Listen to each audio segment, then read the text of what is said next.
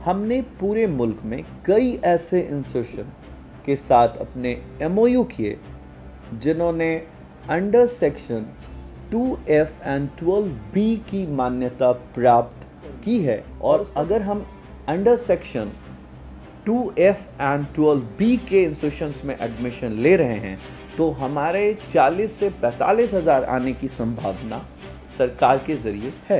अब कई लोग हमसे पूछते हैं कि आप उनको खाने रहने की रकम क्यों नहीं दे देते। कि रोजमाइन एजुकेशनल एंड चैरिटेबल ट्रस्ट की मुहिम संकल्प का मिशन भारत की ग्रॉस एनरोलमेंट रेशियो को बढ़ाना है। स्कूल में हमारी ट्रस्ट कोई योजना लेकर नहीं आने जा रही है। हमारा मिशन किसी भी स्कूल को खोल करके चलाना नहीं है। मेरा मानना है कि वो हर कोचिंग जो 9 से 5 चल रहा है वो स्कूल को डैमेज करने की एक बेहतरीन व्यवस्था है जिसके ऊपर सरकार को एक्शन लेना चाहिए, चाहे वो कितना भी बड़ा नाम हो, X30 हो, X80 हो, X30 हो, X60 हो, नॉट एन इशू। बट हमारी योजना संकल्प का किसी भी कोचिंग प्रोग्राम से कोई लेना देना नहीं है। योजना किसी से प्रभावित नहीं है, बल्कि कई प्रदेश के मुख्यमंत्री, कई प्रदेश के राज्य मंत्री और कई प्रदेश के दानिश्वर इस योजना से प्रभावित हुए हैं।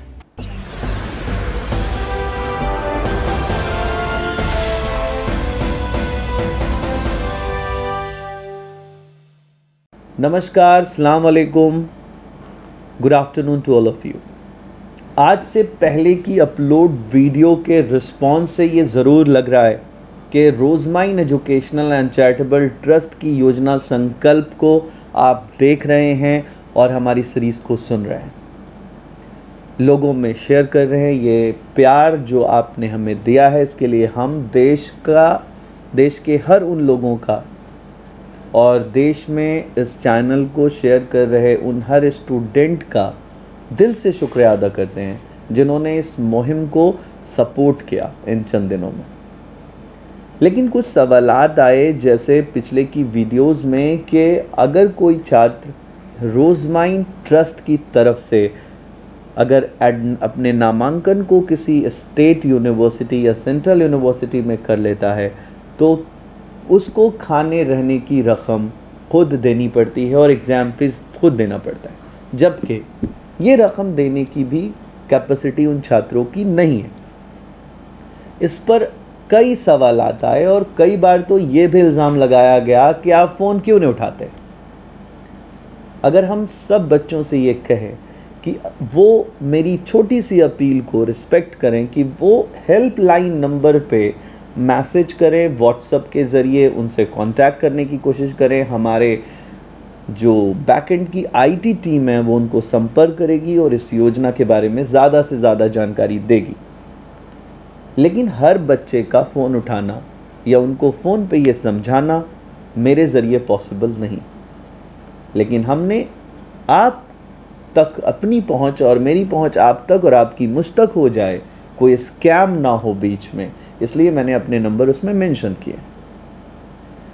उन सवालों के जवाब मैं इस वीडियो में देना चाहता हूं कि यदि कोई छात्र ट्रस्ट के माध्यम से किसी जगह नामांकन ले लेता है और खाने की रकम उसके पास नहीं है, जैसे इंजीनियरिंग के कोर्स में, कई मैनेजमेंट के कोर्स में, लॉ के कोर्स में, HM के कोर्स में, मैं आपको आश्वासन दे रहा हूँ जो छात्र सिर्फ इस वजह से अपने आप को इनरोल नहीं कर पाते हैं कि उनके पास खाने की रकम कैसे होगी, कैसे आएगी, यदि उनके पास खाने की भी रकम नहीं है और वो ख़ुद को ट्रस्ट के ज़रिए इन्वॉल्व करना चाहते हैं, इंगेज करना चाहते हैं, एडमिशन इनमें आना चाहते हैं, एडमिशन लेना चाहते हैं, तो उनके पास खाने रहने की रकम नहीं होने से वो हिम्मत नहीं जुटा पा रहे। ऐसे हालात में हमने पूरे मुल्क में कई ऐसे इंस्टीट्यूशन के साथ अपने MOU किए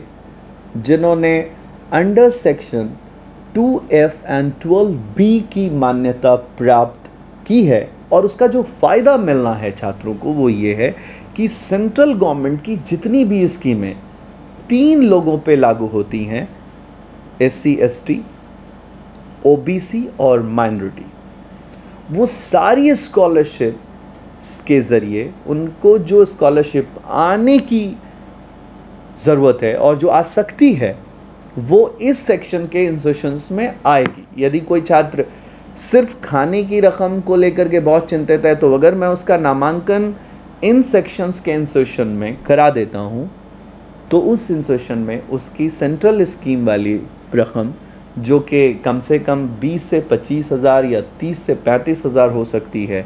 मैं बात कर रहा हूँ मैंडेटरी स्कॉलरशिप, मोमा स्कॉलरशिप की, मैं बात कर रहा हूँ ओबीसी स्कॉलरशिप की, और मैं बात कर रहा हूँ SC ST की। इन तीनों को, जनरल को स्कॉलरशिप नहीं आती है, लेकिन इन तीन लोगों को जो स्कॉलरशिप आती है उसका फ़ायदा उस इंस्टीट्यूशन में उनको मिलेगा, जो रकम 40 हज़ार से 45 हज़ार तक भी हो सकती है। और हॉस्टल की रकम पूरे मुल्क में 60 हज़ार के आसपास है। अगर हम देखें कि हमें 60 हज़ार की रकम हॉस्टल में जमा करनी है, और अगर हम under section 2F and 12B के इंस्टीट्यूशंस में एडमिशन ले रहे हैं, तो हमारे 40 से 45 हज़ार आने की संभावना सरकार के ज़रिए है। तो हम घर से 15 हज़ार और 20 हज़ार में खर्च करके हॉस्टल की रकम जमा कर सकते हैं। तो इस बार मैं उन छात्रों को अपील कर रहा हूं जो इन तीन कैटेगरी के हैं, ओबीसी, जनरल, ओबीसी, माइनॉरिटी और SC ST। फिर से बोल रहा हूं, ओबीसी, माइनॉरिटी और SC ST, इन छात्रों की सेंट्रल स्कीम की सारी फंडिंग उस इंस्टीट्यूशन में रोकी नहीं जा सकती सरकार के ज़रिए, क्योंकि वो सरकार को इन सेक्शंस की अप्रूवल प्राप्त है। और वो छात्र जो जनरल कैटेगरी के हैं और इन कैटेगरीज़ की स्कॉलरशिप के पैरामीटर पे नहीं आते हैं, उन छात्रों को रोज़माइन ट्रस्ट द्वारा अगर कोई ट्यूशन फ़ीस की रिम्बर्समेंट और उसकी रिस्पॉन्सिबिलिटी उठाने के लिए हम पहल कर रहे हैं, ये अपने आप में एक बड़ी योजना है उन सारे जनरल कैंडिडेट के लिए। अब कई लोग हमसे पूछते हैं कि आप उनको खाने रहने की रकम क्यों नहीं दे देते। हमने 2012 से 2013 के बीच में जिन भी छात्रों को खाना, रहना और एग्ज़ाम फीस स्कॉलरशिप प्रोग्राम में डाला, उनमें से 70% बच्चे बीच में ही पढ़ाई ड्रॉप करके चले गए, क्योंकि उनको कुछ भी नहीं लगा और पढ़ाई अपने आप में एक बहुत मेहनत का काम है। जब किसी का कुछ नहीं लगता तो वो ट्रस्ट की उन आई हुई स्कॉलरशिप की इज्जत भी नहीं करता। और दूसरा बहुत बड़ा पॉइंट ये है कि हम उस रकम को, जो रकम हमने बच्चों के ट्यूशन फीस में उनकी ज़िम्मेदारी उठाने के रूप में एक पहल की है, वो अपने आप में एक बड़ी पहल है, जिसके ज़रिए हम 11,000 छात्रों तक पहुंचना भी चाहते हैं। बहुत लोग पूछते हैं कि वो छात्रों को आप मदद क्यों नहीं करते जो छात्र पहले से ही इनरोल हैं और उनको किसी कारण से पढ़ाई छोड़नी पड़ रही है। हमने बार बार कहा है कि रोज़माइन एजुकेशनल एंड चैरिटेबल ट्रस्ट की मुहिम संकल्प का मिशन भारत की ग्रॉस इनरोलमेंट रेशियो को बढ़ाना है। हम उन कैंडिडेट को इनरोल करना चाहते हैं जो 10वीं और 12वीं के बाद किसी पैसे के कारण अपनी पढ़ाई छोड़ रहे हैं। हम उन छात्रों को अगर मदद करने लगे जो छात्र पहले से इनरोल हैं, तो वो इनरोल छात्रों को मदद करने में इस ग्रॉस इनरोलमेंट रेशियो के इंक्रीमेंट का कोई लेना देना नहीं होगा। तो हम उन छात्रों की मदद करना चाहते हैं जो बिल्कुल 10वीं पास हैं और 12वीं पास हैं, चाहे वो 12th पास हो रहे हों कॉमर्स से, आर्ट्स से, साइंस से, बायो से, मैथ से। उनको सिर्फ 50% की एलिजिबिलिटी पर हम उनको ये स्कॉलरशिप मुहैया कराएंगे। और इस स्कॉलरशिप का उद्देश्य सिर्फ ये होगा कि पढ़ने के बाद, कामयाब होने के बाद, वो छात्र जो इस योजना से जुड़ता है वो भी किसी एक छात्र को पढ़ाए और अपनी शादी में दहेज ना ले और ना ही किसी को लेने दे। इस संकल्प के साथ ये मुहिम आगे बढ़ रही है। कई लोगों ने हमें ये फ़ोन करके पूछा कि आप कोचिंग में उन बच्चों की मदद कीजिए, हम अपने इलाक़ों में कोचिंग खोलना चाहते हैं। कुछ लोगों ने कहा हम अपने इलाक़ों में स्कूल खोलना चाहते हैं। ये हमारे आवाम की एक अलग सी हमेशा से आदत रही है कि हम एक ही इंसान से अपने जिस्म की हर बीमारी का इलाज ढूंढने लगते हैं। ये हमारे समाज की एक बहुत पुरानी, बहुत ही अजीब सी बात है कि वो समाज का हर एक सदस्य जो समाज को कुछ देना चाहता है, हम उससे इतना ज़्यादा एक्सपेक्ट करने लगते हैं कि वो या तो उस पहल में कामयाब हो जाता है और नहीं तो उसको हम बिना तहकीक के इल्ज़ाम का हिस्सा बना देते हैं। अब जैसे में कुछ लोग ये कहते हैं कि कोचिंग भी हम ही चला ले, स्कूल भी हम ही चला ले। हम कोचिंग भी एक पहल के तौर पे गांव में चलाएं ताकि बच्चे 10वीं तक आ सकें, और वही लोग वो अपील भी कर रहे हैं कि हम उनके गांव में स्कूल खोलें, जबकि वीडियो में ये संदेश बहुत ही क्लियर है कि हम स्कूल एक्ट जो ऑलरेडी भारत सरकार का 12 सेक्शन आर्टिकल 21A के तहत स्कूल एक्ट ऑलरेडी लागू करके स्कूल को फ्री किया गया है, हम उसको एग्जीक्यूशन में मदद करें सरकार की। हम स्कूल खोल करके कोई मदद नहीं पहुंचा रहे हैं सिवाय हम बिजनेस करने के। हम कोई ऐसी मदद नहीं लाने जा रहे हैं जो सरकार ने हमारे गांव के हर शहरों तक स्कूल खोल के पहुंचाने की कोशिश की है। तो हम स्कूल खोल करके शायद अपना एक व्यापार बनाना चाहते हैं। स्कूल खोल करके हम ये भले कह सकते हैं कि हम बहुत क्वालिटी एजुकेशन डिलीवर कर रहे हैं, लेकिन जो हमने टीचर रखे हैं उसी स्कूल में जो हमने खोले हैं उनको 20,000 से ज़्यादा तनख्वाह नहीं दे सकते, और सरकार उन्हीं मोहल्लों में स्कूल के अंदर तकरीबन 50,000 रुपया 60,000 रुपये का तनख्वाह टीचर को दे रही है। और हम कह रहे कि हम 20,000 वाले टीचर से अपने स्कूल में क्वालिटी डिलीवर करेंगे, पर 50,000 वाले टीचर से क्वालिटी डिलीवर की उम्मीद नहीं कर सकते। क्या ये एग्जीक्यूशन का काम भी सरकार का था? तो हम स्कूल इसलिए नहीं खोल रहे क्योंकि स्कूल खोलकर समाज को हम शायद एक सरकार के कंपटीशन में एक बिजनेस खड़ा करने के लिए और व्यापार फैलाने के लिए एक योजना तो ला सकते हैं, पर हम सरकार के उस इम्प्लीमेंट को एग्जीक्यूट करने में कुछ नया नहीं कर रहे हैं। स्कूल में हमारी ट्रस्ट कोई योजना लेकर नहीं आने जा रही है। हमारा मिशन किसी भी स्कूल को खोल करके चलाना नहीं है। और दूसरा मकसद कि हम कोचिंग क्यों नहीं खोल रहे हैं, और कोचिंग में हम बच्चों की मदद क्यों नहीं कर रहे हैं, कोचिंग के ज़रिए हम बच्चों को अच्छे प्रिपरेशंस क्यों नहीं करा रहे। कई लोग कह रहे कि हम IAS की तैयारी कराना चाहते हैं, IPS पैदा करना चाहते हैं अपने समाज में, इसलिए उनकी कोचिंग खोली जाए और उनको मदद पहुंचाया जाए। ये बहुत आगे की बात है। हम IAS और IPS तब बना पाएंगे जब बच्चा हायर एजुकेशन में इनरोल होकर खुद को ग्रेजुएट कर लेगा। हम प्रिमिटिव स्टेज में जब स्कूल एजुकेशन ख़त्म हो जाता है तो हायर एजुकेशन में इनरोलमेंट की पहल कर चुके हैं, और इसमें हम काफ़ी सफल भी हैं। 11,000 सीटों पर हम हिंदू, मुस्लिम, सिख, ईसाई, किसी जाति, किसी धर्म के लोगों को इस योजना से जोड़कर इनरोल करके भारत का GER बढ़ाना चाहते हैं, ग्रॉस इनरोलमेंट रेशियो बढ़ाना चाहते हैं। कोचिंग खोलकर हम स्कूल को नुकसान पहुंचा रहे हैं। जो लोग कोचिंग खोल कर चला रहे हैं, हो सकता है उनमें से 90% या 10% अच्छे हों। 90% के बारे में मेरी राय ठीक नहीं।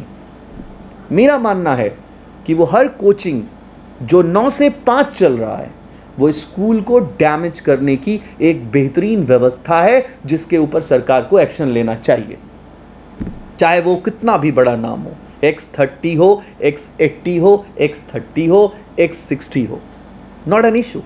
बट हमें यह समझना होगा कि एक कोचिंग व्यवस्था किसी भी स्कूल को फायदा नहीं पहुंचा सकती, क्योंकि हमने देखा है पूरे कोटा को, हमने देखा है पटना के उन कोचिंग बाजार को, हमने देखा है कानपुर के उन कोचिंग बाजार को, जहां पे हमारी टीम जब सर्वे करती है तो बच्चे ये बताते हैं कि वो इस पटना शहर के निवासी नहीं हैं, वो कोटा के निवासी नहीं हैं, परंतु लंबे समय से वो वहाँ पर फिज़िक्स, केमिस्ट्री और मैथ पढ़ रहे हैं, बायो पढ़ रहे हैं। जब उनसे ये पूछा जाता है कि क्या वो किस स्कूल और किस बोर्ड से रजिस्टर्ड हैं, तो वो ये बताने में हिचकिचाते हैं कि उनके सामने जिन स्कूल्स का नाम पूछा जा रहा है वो छात्र को ही नहीं पता कि उनका स्कूल उस ज़िले में जिस नाम से उनका एनरोलमेंट हुआ है वो स्कूल कहाँ है। ऐसे हज़ारों छात्रों से हमारी टीम ने कई वीडियोस जनरेट किए हैं। ज़रूरत पड़ने पर हम उस वीडियो को आपको चला कर दिखा सकते हैं। कहना क्या चाहते हैं, कोचिंग किसी भी समस्या का हायर एजुकेशन में हल नहीं हो सकता। हम कोचिंग में कोई सपोर्ट नहीं करने जा रहे। हमने जो पहली वीडियो माइनॉरिटीज़ के लिए डाली थी उसमें सैकड़ों दानिश्वरों ने हमें फ़ोन करके ये अपील किया कि उनके इलाकों में कोचिंग खोला जाए ताकि बच्चों को हम अच्छी क्वालिटी डिलीवर कर सकें। हमने पहले उस वीडियो में अपील किया कि काइंडली हम इस बात को समझें, दानिश्वर इस बात को समझें, पढ़ा लिखा समाज, हिंदू, मुस्लिम, सिख, ईसाई, हर समाज का पढ़ा लिखा व्यक्ति इस बात को समझे कि 9 से 5 की जो कोचिंग व्यवस्था है वो स्कूल के उस योजना को जो सरकार बहुत मजबूती से लागू करना चाहती है और लागू करके उस स्कूल को चलाना चाहती है आपके मोहल्लों में, उसको हम डैमेज कर रहे हैं। तो हमारा ट्रस्ट, हमारी योजना संकल्प का किसी भी कोचिंग प्रोग्राम से कोई लेना देना नहीं है। हम उस योजना को बहुत ही सुंदर तरीके से आपको 2 लफ्ज़ों में समझाना चाहते हैं कि कोई भी छात्र किसी भी धर्म का, किसी भी जाति का 10वीं के बाद, ग्रेजुएशन के बाद, +2 के बाद 50% की मात्र परसेंटेज में अपने पढ़ाई के लिए, आगे की कोई भी एजुकेशन लेने के लिए MBBS को छोड़कर, 5 साल की मेडिकल कोर्स को छोड़कर किसी भी कोर्स में खुद को इनरोल कर सकता है। उसको खाने, रहने और एग्ज़ाम फीस के अलावा किसी तरह की कोई रकम नहीं देनी होगी। इसके लिए वो बच्चा अगर फ़ोन पे इसके बारे में ज़्यादा जानकारी लेना चाहता है, वो देश के किसी भी कोने में रहता है, मैं उससे सिर्फ इतना ही कहता हूँ कि ये एक ऐसी पहल है जिसमें बच्चा 1 दिन के लिए आता है, काउंसलिंग में बैठता है और सेम डे हम उसे उसी के प्रदेश में कोशिश करते हैं, उसी के प्रदेश के आसपास देश के किसी अच्छे इंस्टीट्यूशन में उसकी इनरोलमेंट सेम डे काउंसलिंग के बाद कर देते हैं। बजाय इसके कि अब 1.5 महीने में वो क्वेश्चन करे, अपने पेरेंट्स को लेकर वो आए, इस काउंसलिंग में हिस्सा बने और अपनी सीट अलॉट कराए, ना कि घर बैठे उसको। कई बच्चे ऐसे सवाल करते हैं, क्या ये काउंसलिंग में आना पड़ेगा? कैसा मजाकिया सवाल है। क्या वो काउंसलिंग में बिना आए हम उसको ये होम डिलीवरी कर सकते हैं एडमिशन? It's not possible. इस तरह के सवाल से एक गुमराह समाज साफ साफ अपने आप को गुमराही के उस रास्ते पे चलाना चाहता है कि बिना तहकीक के, बिना आए, बिना इंक्वायरी किए, बिना विजिट किए वो नामांकन में अपने स्कॉलरशिप की पूरी फीस भी चाहता है। It's not possible. फ़ोन पे बातें करी जा सकती हैं, फ़ोन पे मुहिम को एक्सप्लेन किया जा सकता है, लेकिन ऐसे कोई सवाल का जवाब शायद हमारे वीडियोस में नहीं रहा कि हमने उसकी वीडियोस में उन सवालों के जो सवाल छात्रों के ज़रिए आए उसका जवाब नहीं दिया।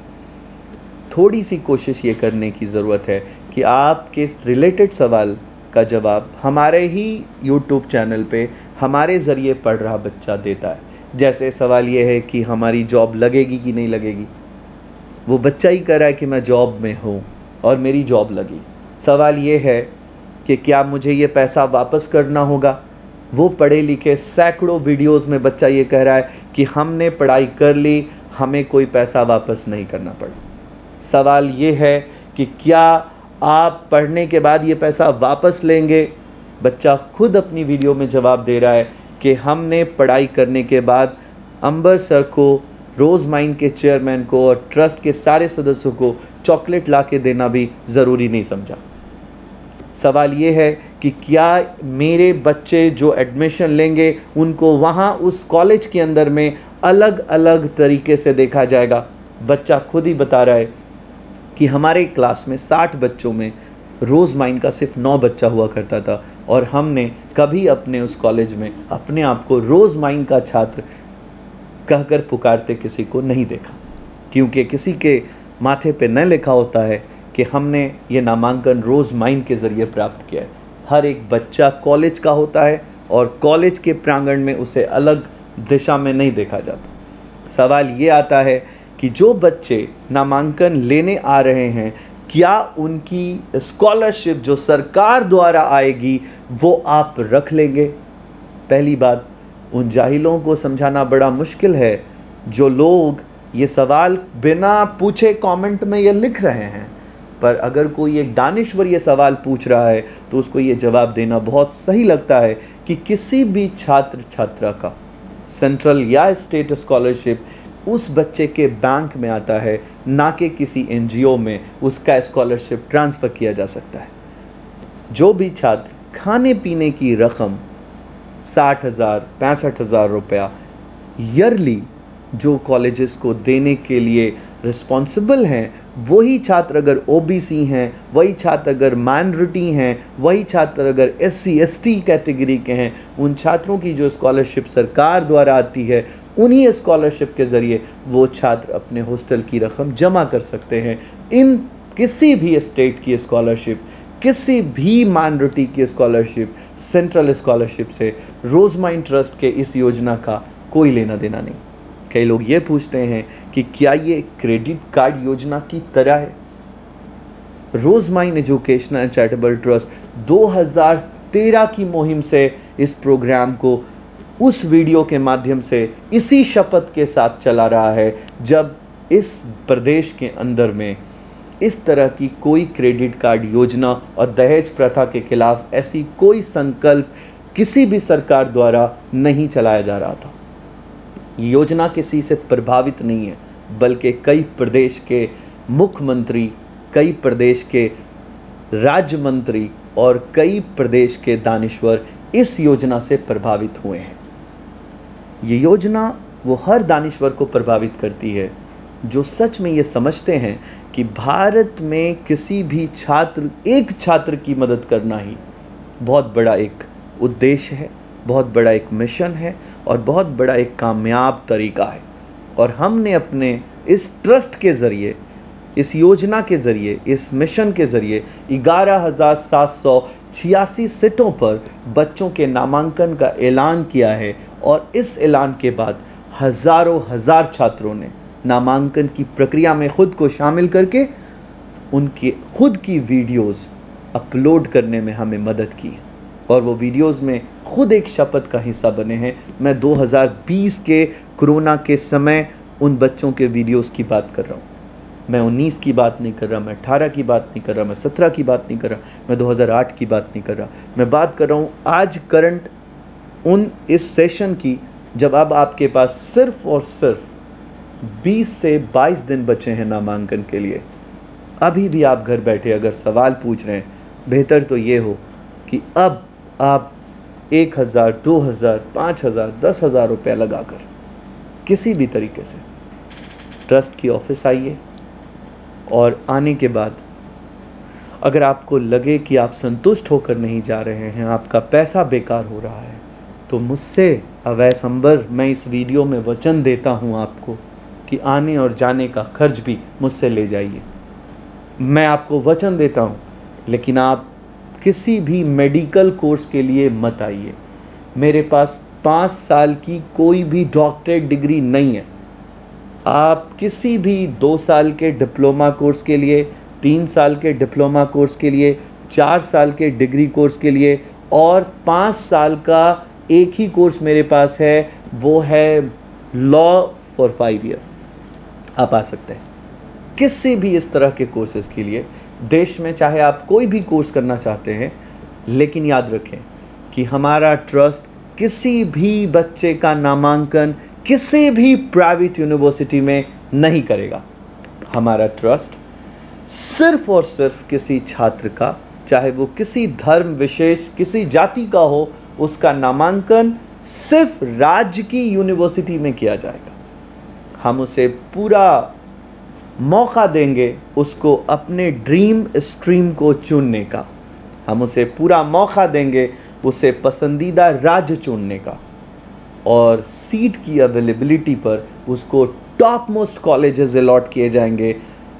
मैंने फिर से कहना है कि section 12F, 2F and 12B, section 2F and 12B जैसे अप्रूव्ड संस्थानों के साथ अगर संस्था ने, ट्रस्ट ने, हमने MOU किया है, तो ऐसी कितनी संस्थाएं भारत के यूनिवर्सिटी ग्रांट कमीशन में लिस्टेड हैं, आप देख सकते हैं। हमने aeronautics, aerospace, 3D, mining, petroleum जैसे, मरीन जैसे प्रोजेक्ट ला करके ये साबित कर दिया है कि ये सिर्फ गरीबों का प्रोजेक्ट नहीं है। हमने ये साबित कर दिया है B pharma, nursing, BSc nursing, INC approved nursing को ला करके कि ये उन ज़रूरतमंद परिवारों का के लिए एक बेहतरीन प्लेटफॉर्म है जो अब बिना डोनेशन के और बिना बड़े पैसों के नामांकन का सपना भी नहीं देख सकते। हमने उनके लिए ये प्लेटफॉर्म लाके ये साबित कर दिया है कि हम एजुकेशन माफिया के खिलाफ ये मुहिम सकारात्मक दिशा में चला रहे हैं। ये और बात है कि घर बैठे आप कोई अपने मन से ही कोई फैसला कर लें और कोई पहल करे बगैर, अपने एक कदम को बढ़ाए बगैर आप नाकामयाब हो जाएं और इसका दिन भर रात भर अफसोस हो आपको, बजाय इसके एक बार अपने मिशन में, अपने कामयाबी के इस रास्ते के लिए ट्रस्ट की ऑफलाइन ऑफिस जो कि आपके नज़दीक प्रदेश में भी हो सकती है, यदि नहीं है तो आप ट्रस्ट के पटना ऑफिस आएँ। भारत के हर कोने कोने में हमारे एसोसिएट्स काम कर रहे हैं, हमारे कोऑर्डिनेटर्स काम कर रहे हैं। भारत के कोने कोने में कई अभिभावक जो हमसे जुड़े हैं, जो अपना बच्चा पढ़ा रहे हैं, वो हमारे लिए पैरवीकार हैं, आप तक पहुंचने की कोशिश कर रहे हैं। कई देश में छात्र जो हमारे माध्यम से पढ़ रहे हैं, वो आप तक पहुंचना चाहते हैं। आप अकेले एक कदम बढ़कर देखिए, हम आपके पास 10 कदम बढ़ने के लिए तैयार हैं। आप जुड़ सकते हैं हमसे छात्र के रूप में, खुद के अपने सपने पूरा करने के लिए। आप जुड़ सकते हैं मेंटर के रूप में, हमें गाइड करने के लिए, हमें दिशा देने के लिए। आप जुड़ सकते हैं समाज को न्याय दिलाने के लिए, समाज में शिक्षा माफियाओं के खिलाफ इस अभियान में जीत पाने के लिए। एक कोऑर्डिनेटर के रूप में और एसोसिएट के रूप में आप जुड़ सकते हैं इस खूबसूरत मुहिम से। क्यों बार बार आप कहते हैं कि हमने एक अच्छी मुहिम सोची है, देखी है, बोली है, बनानी है?